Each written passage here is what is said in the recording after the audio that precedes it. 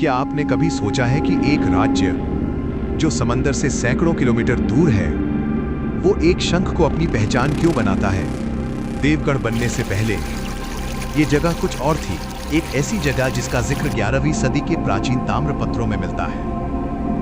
आज हम बामंडा के उस राज को उसी ताम्रपत्र से आपके स्क्रीन तक लाए हैं। हमने पिछली बार देखा था कि कैसे प्रभु श्री राम के एक बाएं मोड़ ने इस धरती को बामंडा का नाम दिया, पर क्या उस मोड़ के बाद ये दास्तान खत्म हो गई?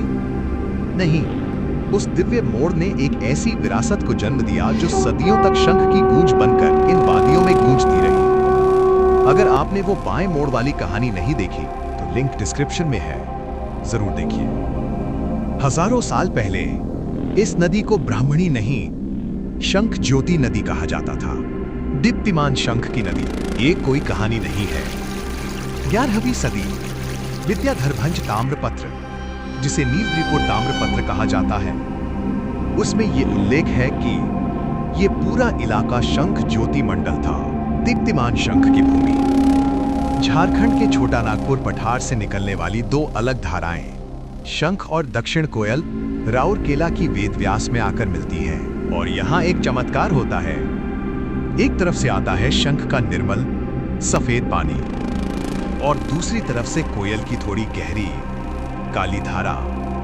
इन दोनों का मिलन ही ब्राह्मणी को जन्म देता है। कुछ लोक कथाएं कहती हैं कि शंख का वो सफेद पानी ही ज्योति है, इसीलिए इसे शंख ज्योति नदी कहा गया। भूगोलिक रूप से ये ओडिशा की दूसरी सबसे बड़ी नदी है, जो 799 किलोमीटर तक बहती है।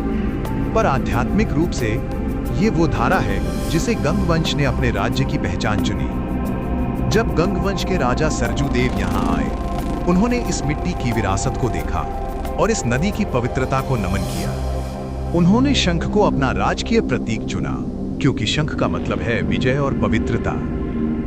ये वही शक्तिशाली वंशज हैं जिन्होंने महान कोणार्क और पुरी के श्री जगन्नाथ मंदिर बनवाए। सोचिए, हमारी मिट्टी का रिश्ता कितना गहरा है। लोक कथा यह है कि प्रधानपट की तट पर यह शंख बामंडा राज्य पर हर विपत्ति आने से पहले बजती है। पिछली बार 1994 की भूकंप आने से पहले बजी थी। क्या ये सच है? दोस्तों, ऐसी हिस्ट्री ढूंढ के आपके स्क्रीन तक लाने में हफ्ते लग जाते हैं। हमारे इस सफर में जुड़िए और सब्सक्राइब कीजिए। Secret stories and sky, searching the shadows, reaching for the sky.